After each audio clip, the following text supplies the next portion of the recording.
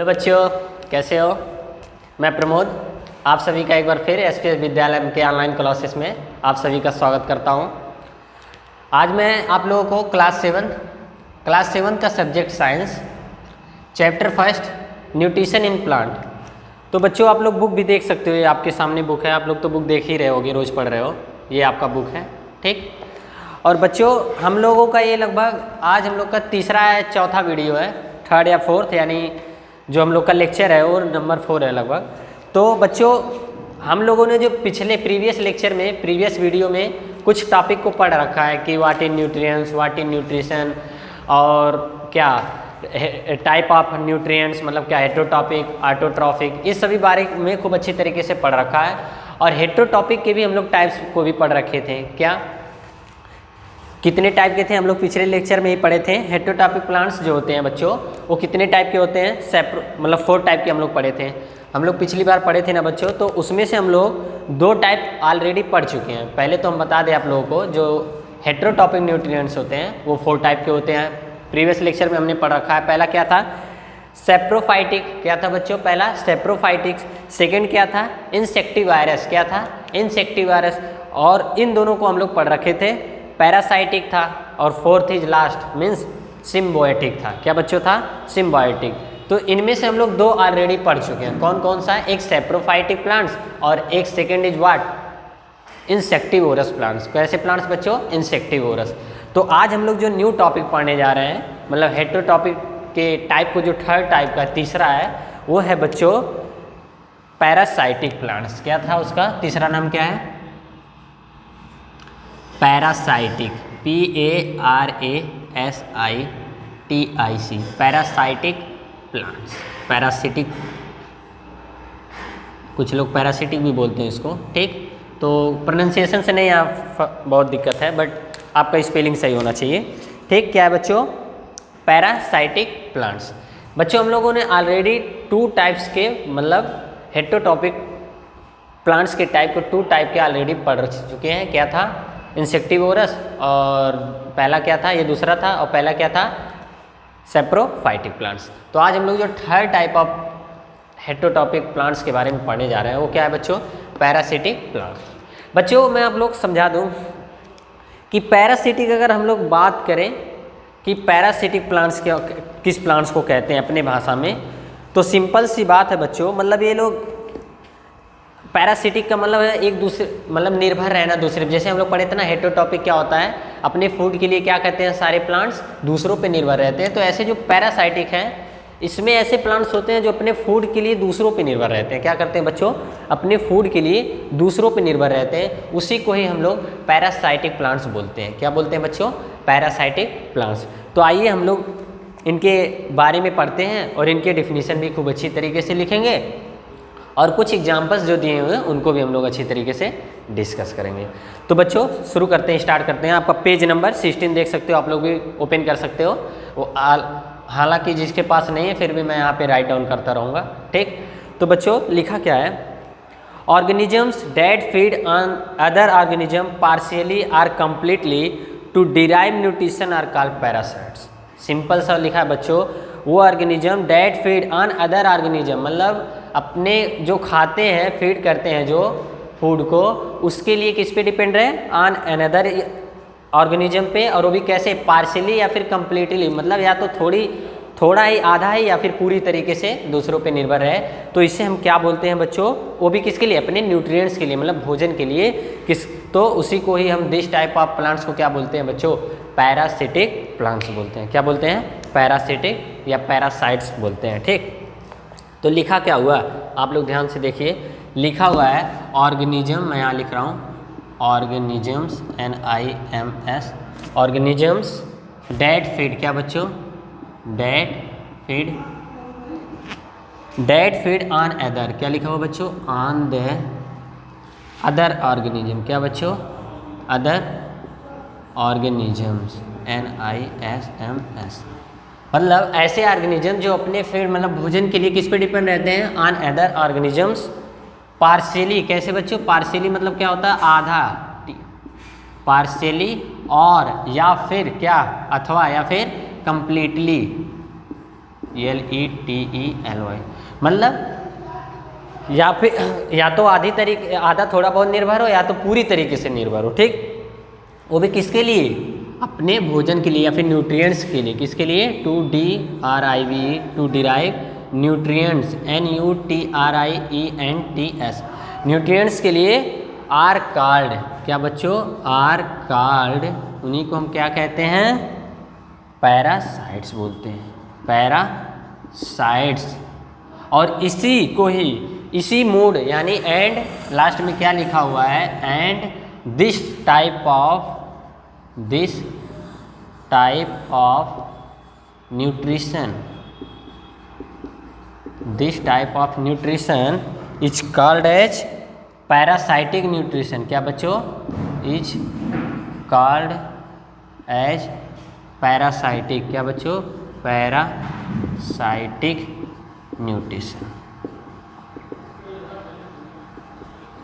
ठीक। यहाँ तक किसी को डाउट? बच्चों कुछ नहीं, बहुत सिंपल सा है, डेफिनेशन को समझने में कोई प्रॉब्लम नहीं होगी। अभी हम आप लोगों को पूरे डेफिनेशन को ब्रेक कर करके खूब अच्छी तरीके से आपको बता रहे हैं, तो और आप ज़्यादा अच्छे से कैच करोगे और स्वयं लिखोगे। देखो, अगर आपसे कोई पूछता है व्हाट इज पैरासाइटिक प्लांट्स या फिर व्हाट इज पैरासिटिक न्यूट्रिशन, क्या बच्चों? पैरासिटिक न्यूट्रिशन, तो आपका सिंपल सा जवाब होना चाहिए क्या? ऑर्गेनिजम्स, मतलब ऐसे ऑर्गेनिजम्स, वो डेट मतलब वो क्या करते हैं? फीड, मतलब जो भोजन लेते हैं वो किस पे डिपेंड रहते हैं बच्चों? ऑन द अनदर ऑर्गेनिज्म या फिर अदर ऑर्गेनिज्म पे डिपेंड रहते हैं। वो भी कैसे? पार्शियली या फिर कंप्लीटली, मतलब या तो पूरी तरीके से दूसरों पे निर्भर रहते हैं या तो आधी, मतलब बहुत कम, पूरी तरीके से नहीं या फिर पूरी तरीके से। टू डिराइव न्यूट्रिशन किसके लिए बच्चों? फूड के लिए, न्यूट्रिएंट्स के लिए। न्यूट्रिएंट्स भी मतलब क्या? न्यूट्रिएंट्स किस में पाया जाता है? फूड में ही तो पाया जाता है। अपने न्यूट्रिएंट्स के लिए कोई भी ऑर्गेनिज्म जब दूसरों पे डिपेंड रहता हो, भी कैसे? कंप्लीटली या फिर पार्शियली, तो इसी को हम क्या कहते हैं बच्चों? Is called as parasites. इन्हीं लोगों को हम पैरासाइट्स कहते हैं। एंड यहाँ पे क्या लिखा हो बच्चों? And this type of nutrition, इस टाइप के न्यूट्रिशन को बच्चों हम लोग पैरासिटिक न्यूट्रिशन बोलते हैं। क्या बोलते हैं बच्चों? इस टाइप ऑफ न्यूट्रिशन को कौन सा न्यूट्रिशन बोलते हैं? पैरासिटिक न्यूट्रिशन, ठीक। यहाँ तक किसी को डाउट? अब बच्चे जो आगे लिखा हो, यानी कि कुछ हम लोग जान तो गए ये क्या होता है। अब इसमें हम लोगों को ये भी तो जानना जरूरी है कि इसके एग्जाम्पल्स वगैरह क्या हैं। मतलब एग्जाम्पल्स मैं बोलता हूँ ना कि किसी भी डेफिनेशन को लिखने के लिए तो बहुत आसान होता है, लेकिन अगर हमको किसी बात को या फिर किसी चीज़ को प्रूफ करना हो तो उसके लिए उदाहरण या फिर एग्जाम्पल्स बहुत ही नेसेसरी होता है। और जो कि एग्ज़ाम में अगर आप ऐसा करते हो कि किसी भी डेफिनेशन को लिखने के साथ साथ उनके कुछ एग्जाम्पल्स वगैरह लिखते हो आप, तो बहुत ही इफेक्टिव बन जाता है, ठीक। बहुत ही इफेक्ट डालता है। अगला जो चेक करता है, जो भी टीचर्स आपकी कॉपी चेक करेगा, उसे ऐसा लगेगा कि बच्चा नॉलेजफुल है, ठीक। तो उसके लिए बच्चों आपको मैं बोला ना पहले ही कि डेफिनेशन के साथ साथ आप एग्जाम्पल्स जरूर मेंशन किया करो, ठीक। तो आओ आगे पढ़ते हैं, अभी एग्जाम्पल्स मिलेंगे। इसमें लिखा हुआ है the organism that the parasites feed on are called host. अब बच्चों मान लो दो ऑर्गेनिजम्स हैं, क्या है बच्चों? दो ऑर्गेनिजम्स हैं। मान लो ये कोई ऐसे ही ऑर्गेनिजम्स में बना दिया और ये ऐसे बना दिया, ये फर्स्ट वाला है, ये सेकंड वाला है। मान लो ये फर्स्ट वाला, क्या बच्चों? ये फर्स्ट जो ऑर्गेनिजम्स है ये इस पे डिपेंड रहता है, किस पे? दूसरे वाले पे। और किसके लिए? अपने भोजन के लिए। तो जिस पे डिपेंड हो, किस पे बच्चों? जिस पे डिपेंड हो उसको हम लोग होस्ट बोलते हैं। क्या बच्चों? HOST। क्या बोलते हैं? यही स्पेलिंग है ना, देख सकते हो आप लोग।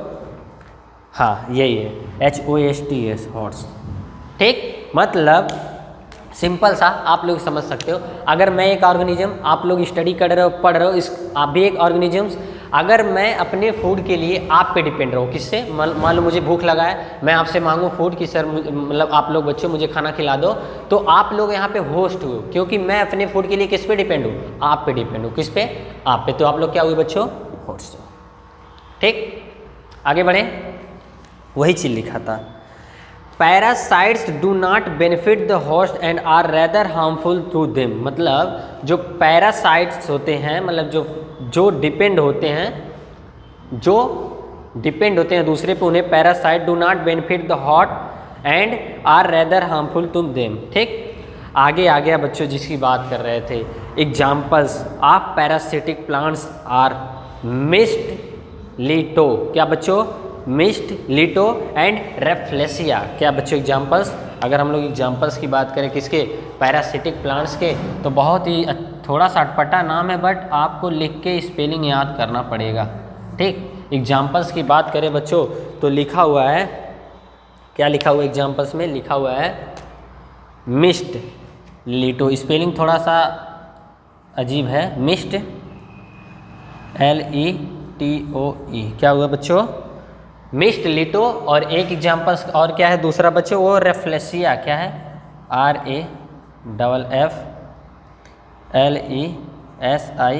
क्या बच्चों दूसरा एग्जाम्पल रेफ्लेसिया है। इसका मतलब मिस्ट लीटो और रेफ्लेसिया किसके एग्जाम्पल्स हैं बच्चों, पैरासाइटिक प्लांट्स के हैं। किसके प्लांट्स के हैं, पैरासिटिक प्लांट्स के हैं। तो आपको ये दिमाग में मतलब खूब अच्छी तरीके से फीड हो जाना चाहिए कि अगर आपसे कोई पूछे व्हाट इज पैरासिटिक प्लांट्स या फिर व्हाट इज पैरासिटिक न्यूट्रिशन, तो आप बता सकते हो ऐसे ऑर्गेनिज्म जो दूसरों पे डिपेंड रहते हो, फिर कैसे, पार्शियली या फिर कंप्लीटली, उसी को हम क्या कहते हैं, पैरासिटिक न्यूट्रिशन बोलते हैं बच्चों।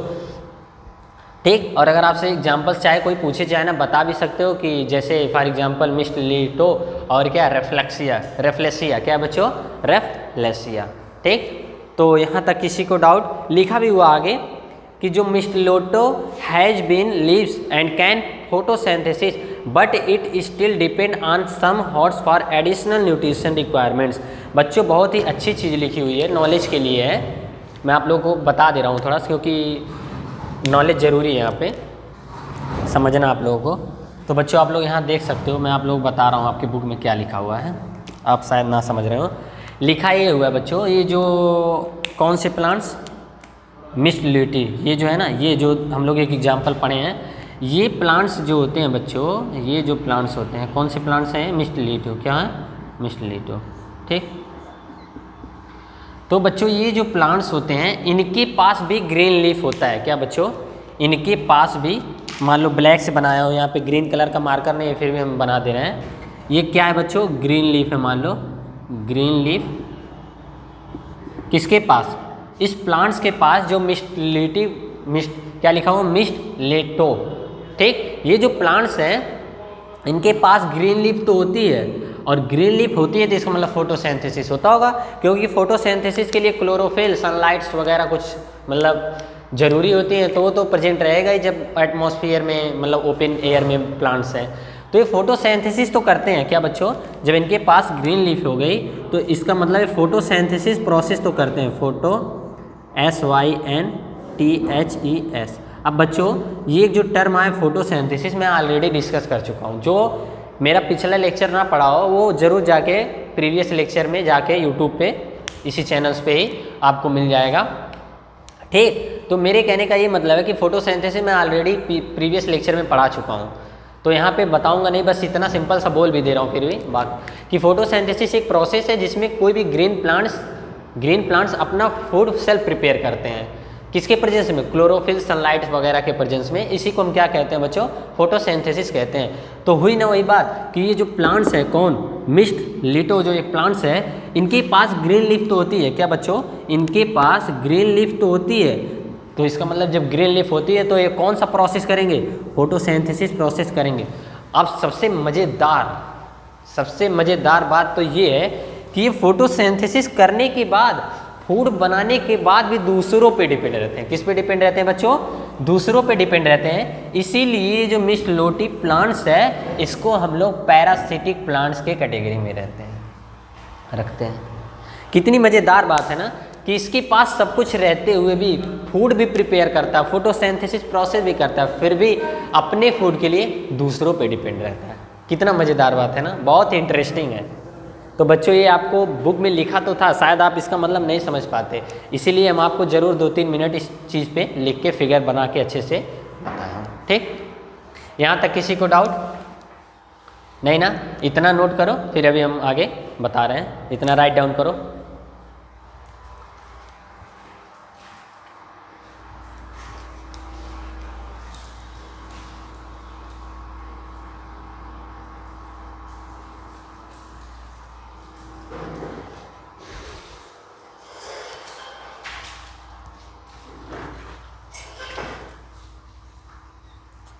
अब ऑफिस यहीं बना दे रहे हैं सर, बढ़िया है।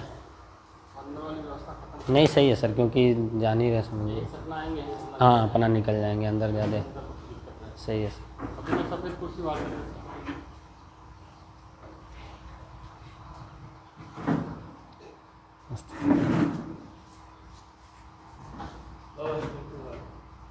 अंदर का अंदर आप इसको कह रहे हैं। आइए ठीक है चाचा, यही पढ़ाई ला ऑनलाइन।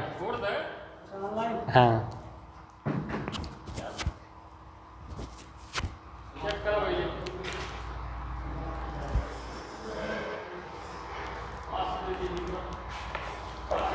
ठीक, तो बच्चों आप लोगों ने नोट कर लिए होंगे। ठीक, यहाँ तक किसी को डाउट नहीं ना? तो हम अब लोग नेक्स्ट टाइप ऑफ जो प्लांट्स होते हैं उनके बारे में स्टडी करने जा रहे हैं। ठीक, तो बच्चों क्या है नेक्स्ट टाइप? सिम्बायोटिक। हम लोग तीसरे टाइप यानी third type, 3 types of heterotrophic nutrition heterotrophic nutrition के टाइप में पढ़े। फर्स्ट क्या था बच्चों? सैप्रोफाइटिक था। सेकंड क्या था? इंसेक्टिवायरस। और थर्ड क्या है? पैरासिटिक है। क्या बच्चों? पैरासिटिक है। यानी हम लोग जो लास्ट फोर्थ क्या है उसके बारे में अब जा रहे हैं स्टडी करना है, जिसका नाम क्या है बच्चों? Symbiotic plants. क्या नाम है बच्चों? Sorry, symbiotic heterotrophic nutrition. ठीक है, तो हम इसको इरेज करते हैं। आइए इसको इरेज करते हैं। ठीक, देखो बच्चों जितना मैं आप लोगों को बता रहा हूँ उसको आप खूब अच्छी तरीके से डिफिनीशन लिख लेना है। क्या करना बच्चों? आपको खूब अच्छी तरीके से डिफिनीशन लिख लेना है। ठीक, तो एकदम कोई दिक्कत नहीं, इसमें कोई डाउट भी नहीं होना चाहिए आपको कि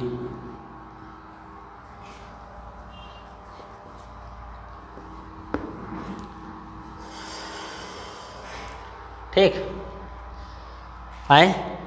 तो हम लोग किस type of fourth type of nutrition के हेटेरो टाइप ऑफ न्यूट्रिशन के बारे में स्टडी करने जा रहे हैं।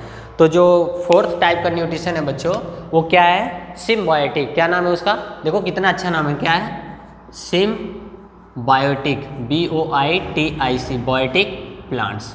ठीक बच्चों, तो हम लोग आओ इसके बारे में खूब अच्छी तरीके से डिस्कस करते हैं कि व्हाट इज सिम्बायोटिक प्लांट्स। ठीक, तो पहले हम लोग समझ लेते हैं। ठीक, जो बुक में लिखा हुआ उसको हम लोग समझ लेते हैं, फिर डेफिनेशन लिखते हैं, फिर कुछ एग्जांपल्स वगैरह के बारे में खूब अच्छी तरीके से डिस्कस करते हैं। ठीक, तो लिखा क्या है? Some plants live in association with other organism for their nutrition needs.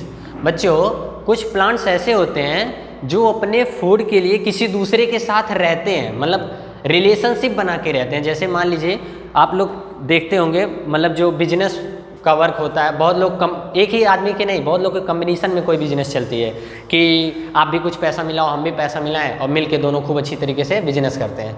इसी तरीके से इस टाइप ऑफ प्लांट्स में होता है कि कुछ टाइप ऑफ जो प्लांट्स होते हैं अपने फूड के लिए एक दूसरे का रिलेशन बना के रखते हैं कि मतलब कुछ वर्क तुम करना, कुछ वर्क आप करना, इस तरह कर करके फूड प्रिपेयर करके हम दोनों का भोजन हो जाएगा।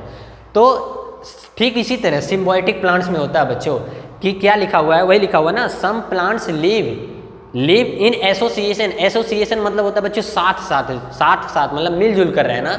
विथ किसके लिए? फॉर देयर फूड के लिए, अपने आवश्यकता के लिए एक दूसरे के रिलेशनशिप बना के रखते हैं, साथ में रखते हैं। ठीक, तो आगे देखिए क्या लिखा हुआ है। लिखा हुआ है इन दिस रिलेशनशिप, मतलब इन दिस रिलेशनशिप मतलब जो रिलेशन है इसमें होता क्या है? इसमें ये होता है both the organisms benefit from each other. तो बच्चों सिंपल सी बात है, मैं बोला वही ना एग्जांपल्स आपको, जिस तरह बिजनेस एक दूसरे को खूब बढ़िया कम्बिनेशन करके चलाता है आदमी व्यक्ति, उसी तरीके से भी जब आपस में कम्बिनेशन करके रह रहे हैं तो इसका मतलब दोनों को बेनिफिट हो रहा होगा। ठीक, दोनों को बेनिफिट हो रहा होगा तभी ना, नहीं तो कोई कम्बिनेशन क्यों करेगा किसी चीज़ के लिए। तो वही चीज़ इसमें लिखा हुआ है कि दो बोथ ऑर्गेनिजम्स डिपेंड तो रहते हैं अभी किसके लिए? बेनिफिट के लिए। उनको कुछ ना कुछ फ़ायदा मिलता है, मतलब वो कुछ काम वर्क वो कर रहा होगा, कुछ वर्क ये कर रहा होगा। ठीक, वही लिखा हुआ था।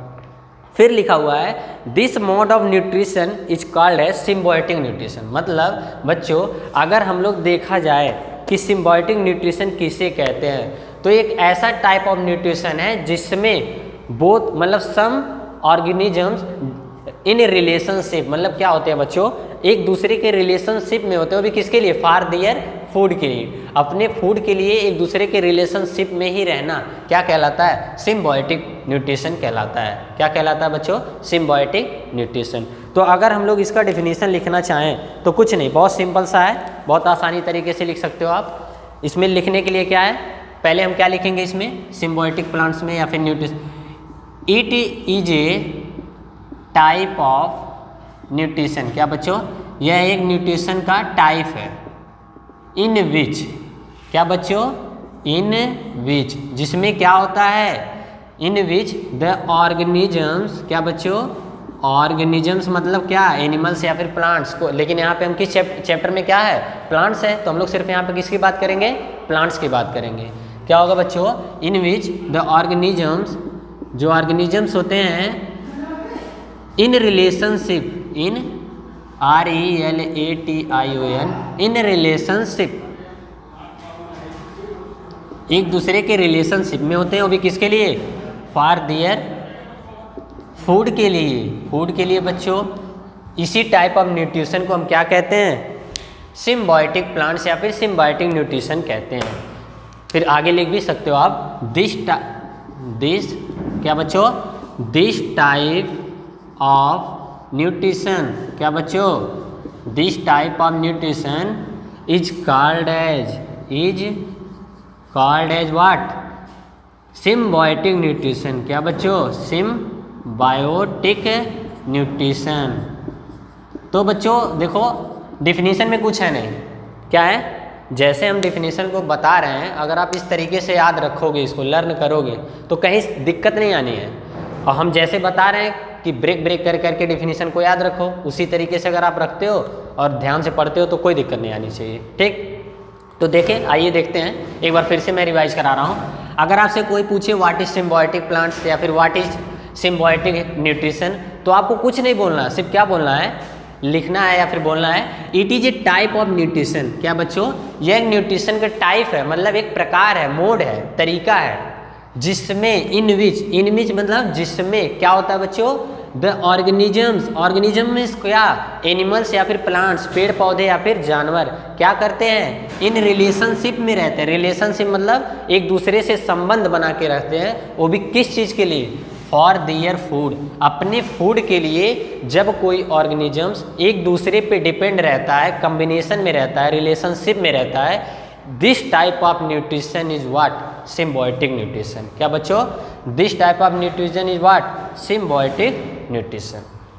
ठीक, यहाँ तक किसी को डाउट नहीं ना? अब हम लोग इस टॉपिक में थोड़ा ये देखते हैं कि क्या कुछ, मतलब बहुत मज़ेदार, अभी देखो बहुत ही अच्छी इंटरेस्टिंग बात आने वाली है कि ऐसे एग्जाम्पल्स अभी इसमें देखो पढ़ने को मिलेंगे कि दो लोग का एग्जाम्पल्स आएगा जिसमें एक क्या करता है? एक दूसरे पे डिपेंड रहता है फोटोसिंथेसिस करने के लिए, और एक दूसरा उसको प्रोवाइड करता है कि फोटोसिंथेसिस हो, तभी दूसरों का एक दूसरे के लिए आवश्यकता है, नीड है। ठीक, उसी को फुलफिल करने के लिए सब रिलेशनशिप में रहते हैं। ठीक, जैसे मैं अभी बात बता दूं, अभी पढ़ते हैं इस पर, फिर उसके बाद अभी समझाते हैं और अच्छी तरीके से तब समझ में आएगा। लिखा हुआ बच्चों, एन एल्गा, एल्गा मतलब उसी को एल्गी, जो शैवाल आप लोग देखते होगे ना, कहाँ पौंड पोखरे ओखरे में जो आप लोग शैवाल वगैरह देखते हो ना, रहते हैं तालाब में, उसी को इंग्लिश में क्या बोलते हैं? एल्गी बोलते हैं। क्या बोलते हैं बच्चों? एल्गी, हिंदी में शैवाल बोलते हैं। फिर लिखा हुआ फंगस, फंगस मतलब बच्चों जो आप ब्रेड वगैरह खाते हो, जब कहीं एक ब्रेड या फिर रोटी वगैरह जो घर में एक कारण में कहीं छोड़ दो 2-3 दिन के लिए, तो उस पर वाइट कलर्स के कुछ फफूद टाइप के आ जाते हैं, उसी को इंग्लिश में फंगस बोलते हैं। क्या बोलते हैं बच्चों? फंगस बोलते हैं। तब वही क्या लिखा हुआ है? An alga and fungus live in symbiosis with each other. मतलब बच्चों देखो कितना अच्छा इंटरेस्टिंग बात है ना, क्या है लिखा हुआ है? एल्गा, ALGA, एंड व्हाट, क्या लिखा हुआ है दूसरा चीज़? एल्गा के साथ क्या, यानी शैवाल के साथ क्या लिखा हुआ? फंगस। क्या बच्चों? फंगस।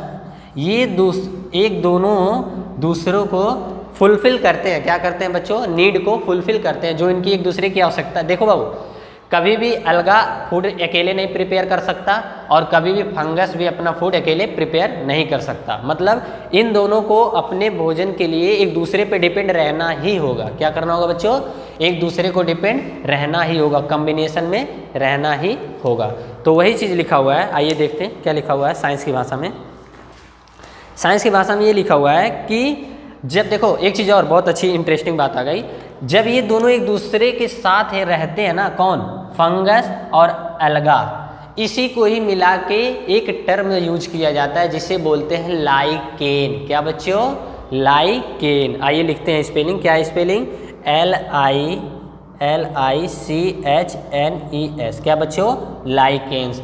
अगर आपसे कोई पूछे व्हाट इज लाइकेन्स, तो आप सिंपल सा डिफिनीशन बना सकते हो, क्या, it is the combination of both organisms. वो बोथ ऑर्गेनिजम्स क्या है बच्चों, फर्स्ट इज अलगा and second is what, fungus.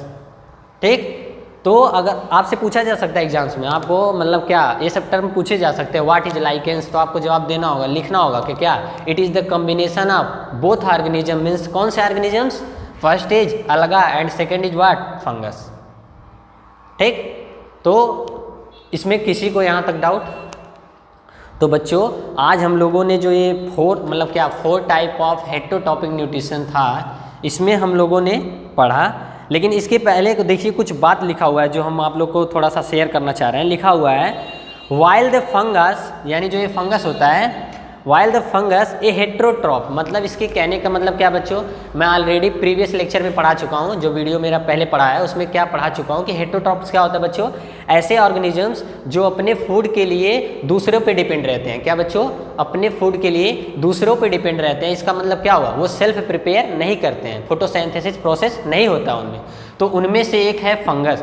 Fungus का यहाँ कहने का मतलब है कि ये हेट्रोट्रॉप्स है। क्या बच्चों, HETERO, हेट्रो, TROPS। तो मैं ऑलरेडी पढ़ा रखा हूँ कि हेट्रोट्रॉप्स क्या होते हैं, मतलब ऐसे ऑर्गेनिजम्स जो अपने फूड के लिए दूसरों पे डिपेंड रहते हैं, उन्हें हम क्या बोलते हैं, हेट्रोट्रॉप्स बोलते हैं। ठीक, यहाँ तक किसी को डाउट? तो आगे क्या लिखा हुआ देखते हैं। आगे लिखा हुआ है an alga an autotroph for is food, the alga is dependent on fungus for shelter.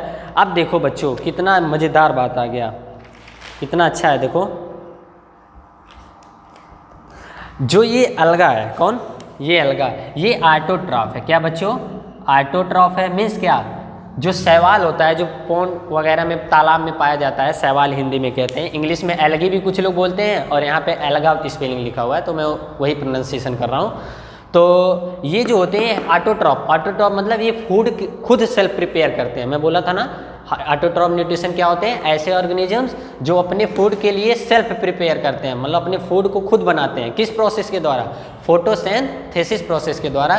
तो ये क्या करता है, अपना फूड खुद प्रिपेयर करता है। लेकिन अब बात ये आ रही है, आप लोग के दिमाग में आ रहा होगा कि जब सर अपना फूड खुद प्रिपेयर करता है तो किस लिए, फंगस पे डिपेंड रहता है। तो बच्चों ये फंगस पे डिपेंड इसलिए रहता है, ये इसे शेल्टर प्रदान करता है। शेल्टर मतलब होता है बच्चों रहने के लिए उसे स्थान देता है, कौन, फंगस।